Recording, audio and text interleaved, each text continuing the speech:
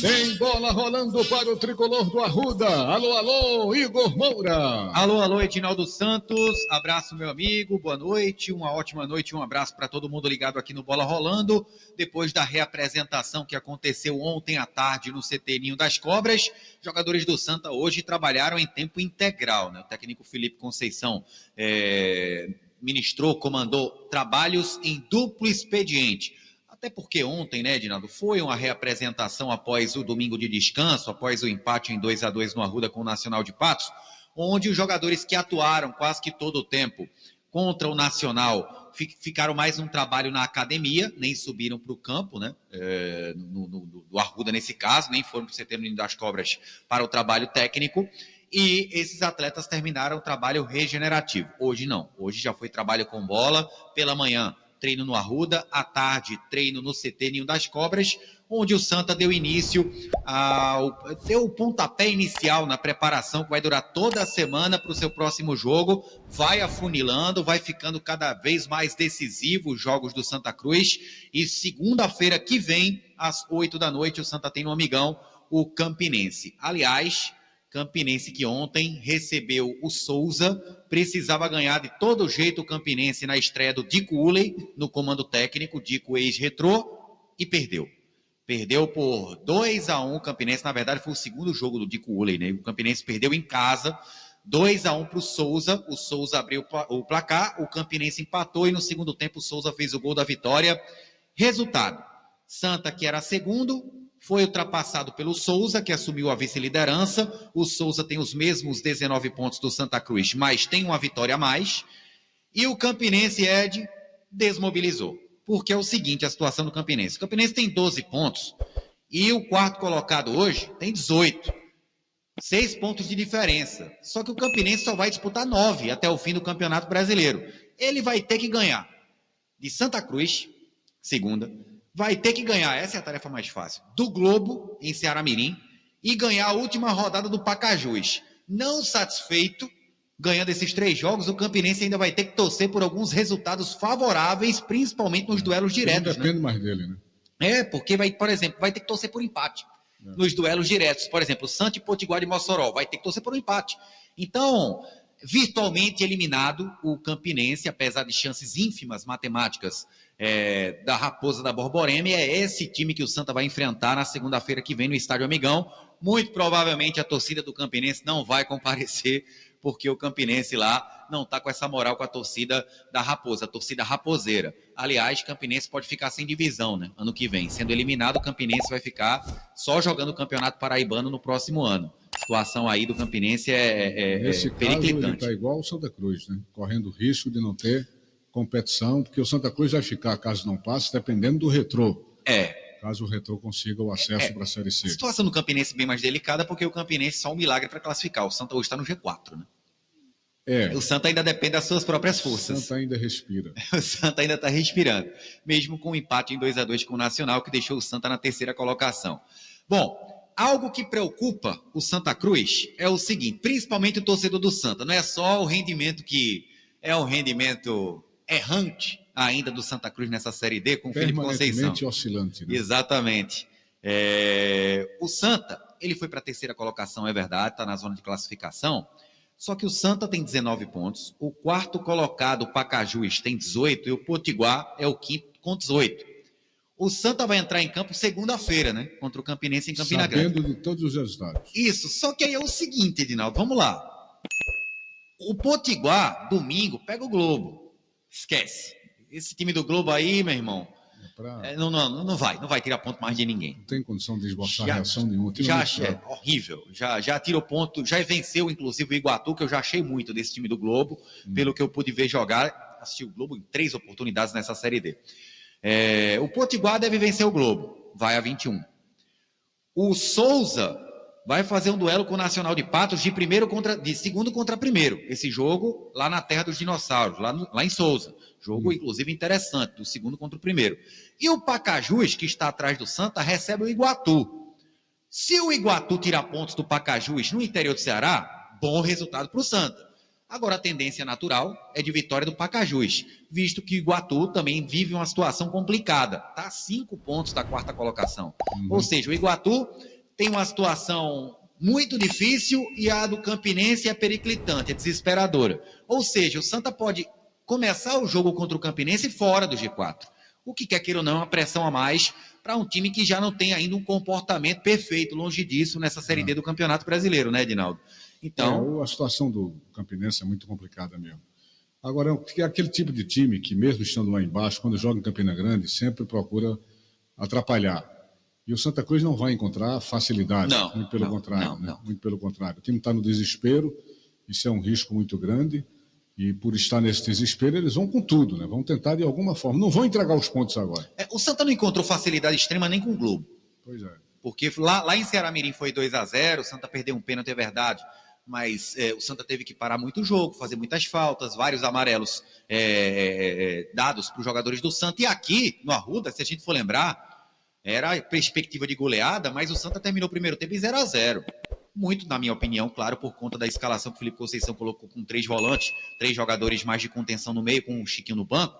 E o time, ao abrir o placar com o Emerson Galego com o passe do Chiquinho, ele abriu todo o time do Globo e construiu mais 2 gols já na reta final da partida, né? Com aqueles 2 gols finais, fazendo o placar de 3-0. Então, o Santa Cruz, ele vai precisar ter uma performance bem melhor nesse jogo contra o Campinense. E é isso que preocupa, né?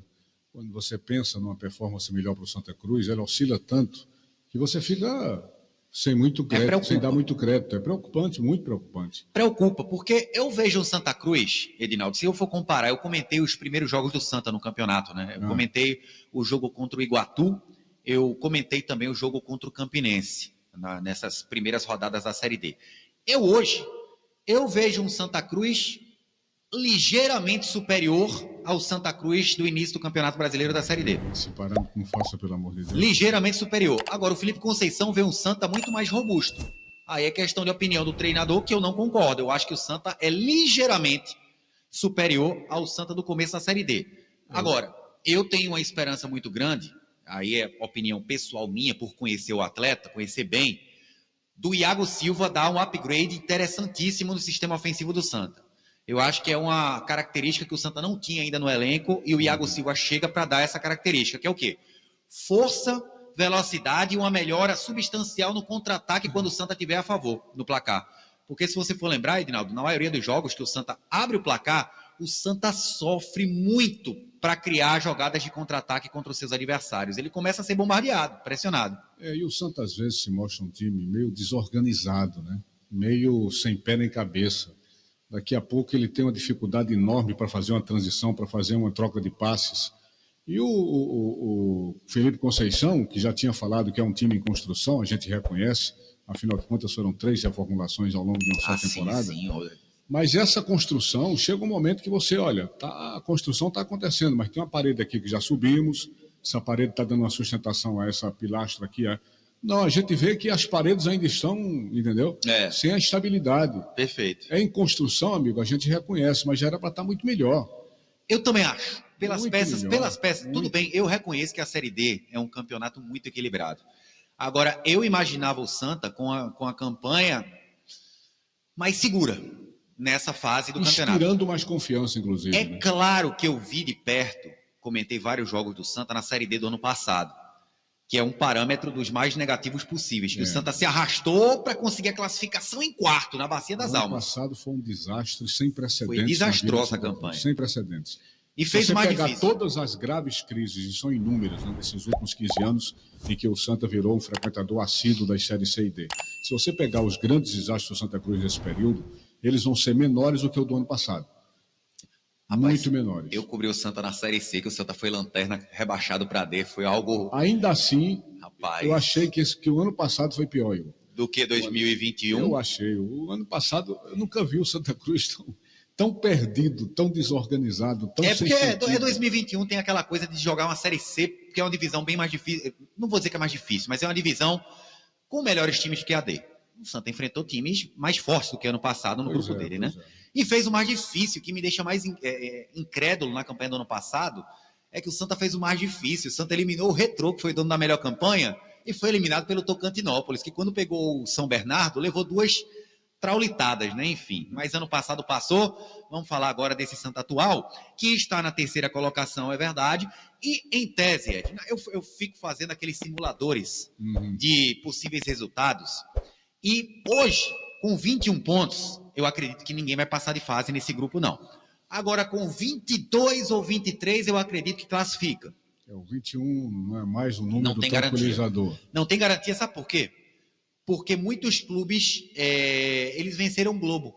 O Globo é saco de pancadas. Quando você tem um saco de pancadas num campeonato, principalmente envolvendo 8 clubes num grupo... Ele ajuda quem está na briga. Ajuda lá em cima, né? Quem está lá em cima. Porque aí você, por exemplo, não pega o Lanterna e ganha em casa e empata fora. Não, você ganha lá e lô, como o Santa fez contra o Globo. Enfim, e olho também em quem ainda vai pegar o Globo até o fim do campeonato, né? Quem é que vai pegar o Globo ainda? O Potiguar em Mossoró, acredito que vai ganhar. O Campinense, aí a gente já olha o Santa Cruz precisando pontuar em Campina Grande. Se o Santa perder para o Campinense lá, ele vai se complicar de vez.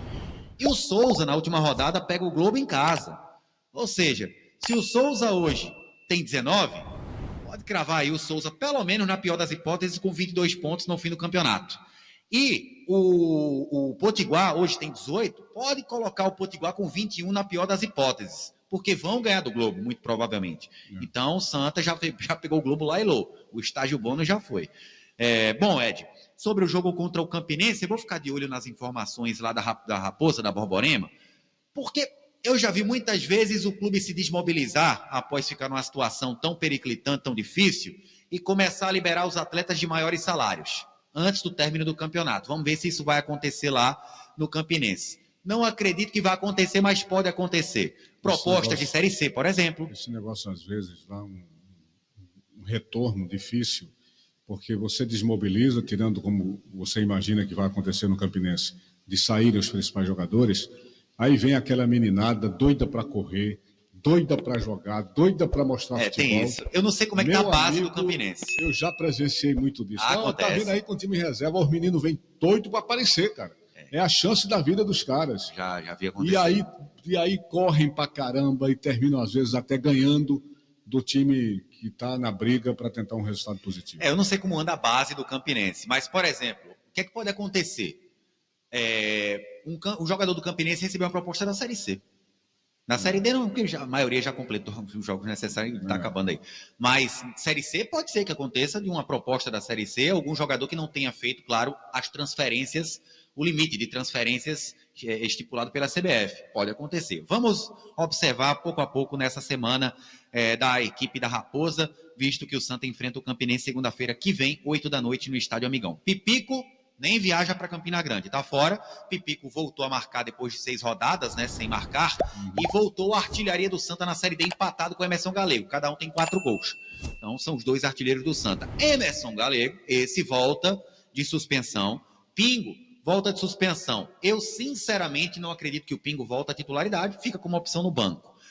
E o Michael, que fica no Arruda, pelo menos vai cumprir o seu contrato. Inclusive ontem postou até uma foto treinando, dizendo que um só objetivo, o acesso. O goleiro Michael, já com a cabeça no Santa Cruz, a proposta passou do Botafogo, o Santa não liberou, só mediante a pagamento, e o Botafogo não quis pagar. Michael fica, o Santa tem o retorno do seu goleiro titular e uma das suas referências técnicas nesse jogo contra o Campinense lá no Estádio Amigão. Eu sei que ainda é cedo para estipular uma equipe, porque o Santa ontem não fez trabalho com bola, hoje foi um treinamento fechado e a gente vai aguardar, claro, algum treinamento aberto no decorrer dessa semana antes da viagem ao interior da Paraíba. Mas a gente já pode imaginar um time base com a defesa idêntica a que enfrentou o Nacional, com a entrada do Michael no lugar do Geazi.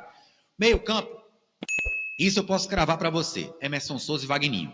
A partida que fez o Vagninho, um dos melhores em campo, contra o Nacional de Patos, foi uma partida que convenceu definitivamente o Felipe Conceição.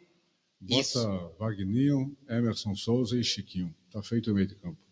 E o Natson para você no banco, né? O Natson no banco. Eu não sei se o Felipe vai botar o Natson no banco, não sei. E os 2 pontas seriam o Lucas Silva e o Iago Silva. Eu faria isso também.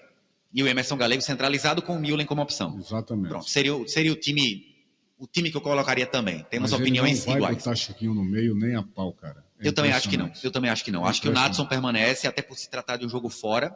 Ele não vai ter aquela pressão de errar e a torcida começar a vaiar, por exemplo. O Natson é um jogador de confiança do Felipe, até por fazer uma quilometragem bem mais alta, por exemplo, intensidade, piques, enfim. E o Iago Silva disse na entrevista de apresentação hoje, só para a gente fechar, que eu vou colocar agora o Iago Silva para falar, que com essa semana de trabalho ele acredita que vai aguentar os 90 minutos no próximo jogo. Ele já entrou, primeira bola que o Iago Silva pegou na ponta esquerda no jogo contra o Nacional, ele deu um lançamento para o Pipico, deixou o Pipico cara a cara, o Pipico escorou e o Rodrigo Carvalho fez uma defesa de puro reflexo, impedindo o gol da vitória do Santa Cruz. É um jogador que, na minha opinião, se ele jogar o que jogou no América de Natal no ano passado, ele vai mudar para muito melhor a ofensiva do Santa no lado esquerdo.